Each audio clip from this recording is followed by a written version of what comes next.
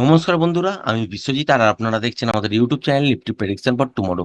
আজকে আমরা শুধুমাত্র ব্যাংক নিফটি নিয়ে আলোচনা করব এবং দেখে নেব যে সোমবার দিনের জন্য কিভাবে ইন্টারডে ট্রেডিং সেটআপ প্ল্যান করা যেতে পারে। দেখতেই পাচ্ছেন বাজারের মধ্যে কিন্তু নয়েজ কন্টিনিউ কিন্তু আছে। তা সত্ত্বেও আপ ট্রেন্ড হয়েছে এবং উপর দিকেই আছে। যদি কোনো কারণে দেখা যায় যে ঠিক এই সুইং লোটা ব্রেক করেছে, যেটা হচ্ছে 48,800, তাহলে কিন্তু এখান থেকেই শর্ট আসবে। ছোটখাটো স্ক্যাল্পিং ট্রেড কিন্তু সোমবার দিন পেতে পারেন এবং টার্গেট হিসাবে ফার্স্ট রাখতে পারেন ঠিক এতদূর পর্যন্ত, যেটা হচ্ছে 48,680, এবং তার তলাতেও চলতে থাকলে কিন্তু 48,600 এই লেভেলটার কাছাকাছি পর্যন্ত আসতে পারে। আর যদি দেখা যায় যে বড় সড়ো কোনো গ্যাপ আপ হয়ে গেছে, এই লেভেলটার তলাতেই খুলেছে এবং স্ট্রেট প্রথম 10-15 মিনিটের মধ্যে এতদূর চলে এসছে, সেক্ষেত্রে কিন্তু তলার দিকে আপনারা 48,500, 470 এই জায়গাটার কাছাকাছি বা এই সুইং লোটার কাছাকাছি পর্যন্ত মুভমেন্ট তলার দিকে পেতে পারেন। এবার যদি দেখা যায় যে কোনো কারণে গ্যাপ ডাউন ওপেন হয়েছে কিন্তু দেখলেন যে 48,800 এই লেভেলটাকেই ব্রেক করেনি, সেক্ষেত্রে এখান থেকে রিভার্সাল সাইন খোঁজার চেষ্টা করবেন। যদি রিভার্সাল সাইন পাওয়া যায় তাহলে এখান থেকে কিন্তু ট্রেড বেরোবে এবং ওপরের দিকে টার্গেট হিসাবে আপনারা কিন্তু 49,000, 49,050 এই জায়গাটার কাছাকাছি বা এই সুইং হাইটার কাছাকাছি পর্যন্ত টার্গেট পাবেন। ফাইনালি যদি দেখা যায় যে এই লেভেলটার কাছাকাছি এসে যদি কোনো রকম ছোটখাটো পুলব্যাক বা প্যাটার্ন ওয়াইজ লেভেলটাকে ব্রেক করে, তাহলে কিন্তু ওপরের দিকে আপনারা টার্গেট হিসাবে দেখতে পারেন ঠিক এত দূর পর্যন্ত, 49,200 থেকে 250, ঠিক এই জায়গাটার কাছাকাছি পর্যন্ত।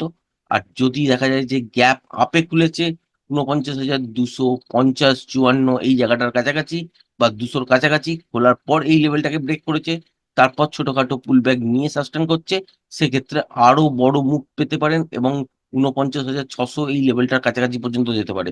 আবার যদি দেখা যায় যে গ্যাপ আপে খুলেছে ঠিক এই লেভেলটার কাছাকাছি বা আরো একটু তলায়, যে 49,250, 200 বা 49,100 এই লেভেলটার কাছাকাছি, কিন্তু উপরের দিকে আর যদি চলতে না পারে, সেক্ষেত্রে আপনারা এখানেই রিভার্সাল দেখবেন এবং তলার দিকে কিন্তু সুন্দর স্ক্যাল্পিং ট্রেড বেরোবে।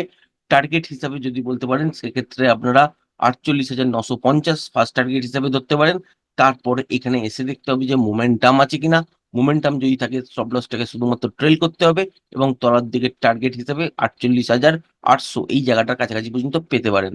এবার যদি দেখা যায় যে ঠিক গ্যাপ ডাউন খুলেছে, তারপর উপরের দিকে গেছে কিন্তু এই সুইং হাইটা আর ব্রেক করেনি, সেক্ষেত্রে বাজারের মধ্যে কিন্তু রেঞ্জ চলে আসবে। আর রেঞ্জ চলে আসার মানে কিন্তু বাজারের মধ্যে নয়েজ থাকবে। যারা স্ক্যাল্পিং ট্রেড করতে জানেন বা টেকনিক্যালটা শিখেছেন, তারাই একমাত্র ট্রেড করবেন। আর যারা স্ক্যাল্পিং ট্রেড করতে জানেন না বা টেকনিক্যালটা জানেন না, তারা কিন্তু সেই দিন আর কাজ করতে যাবেন না। কারণ যেদিন নয়েজ বেশি থাকবে, অপশন বায়ারদের ক্ষেত্রে কি হয় যে মোমেন্টাম লাগে। যদি মোমেন্টামই না পান, তাহলে কিন্তু ট্রেড করে আপনার আলটিমেট কিন্তু লসই হবে।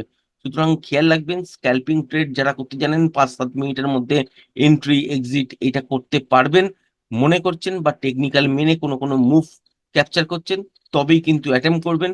আদারওয়াইজ কিন্তু যারা বিগিনার্স আছেন, তারা কিন্তু এখানে ট্রেড করতে যাবেন না।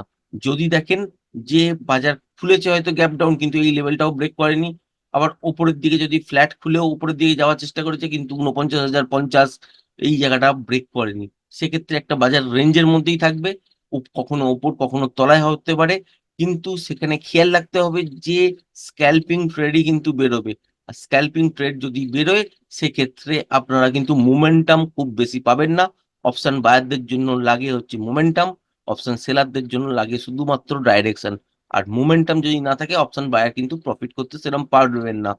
যদি স্ক্যাল্পিং বা টেকনিক্যালটা কেউ শিখে থাকেন, তাহলেই সেই ছোট ছোট মুভগুলো ক্যাপচার করতে পারবেন।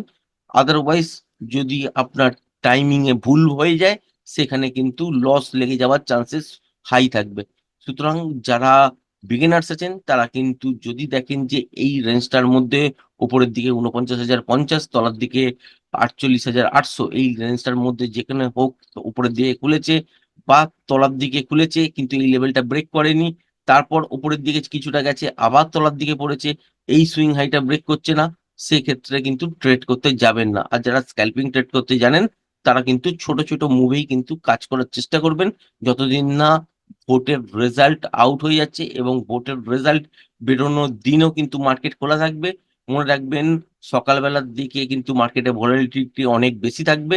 সেখানে ১২টা ১২:৩০ পর্যন্ত যতক্ষণ না ডাইরেকশন পাওয়া যাচ্ছে যে সিট কতটা আসছে বা কার ফেভারে যাচ্ছে, ততক্ষণ পর্যন্ত কিন্তু মার্কেট একবার উপর দিকে একবার তলার দিকে মুভ করবে। যারা নতুন আছেন তারা কিন্তু সেই দিনটা বিরত থাকবেন মার্কেটের কাছ থেকে। আশা করি ভিডিওটা পছন্দ হয়েছে। ভিডিওটা যদি পছন্দ হয়ে থাকে চ্যানেলটাকে অবশ্যই লাইক, শেয়ার, সাবস্ক্রাইব করবেন। আজকের ভিডিওটা এই পর্যন্তই। ধন্যবাদ।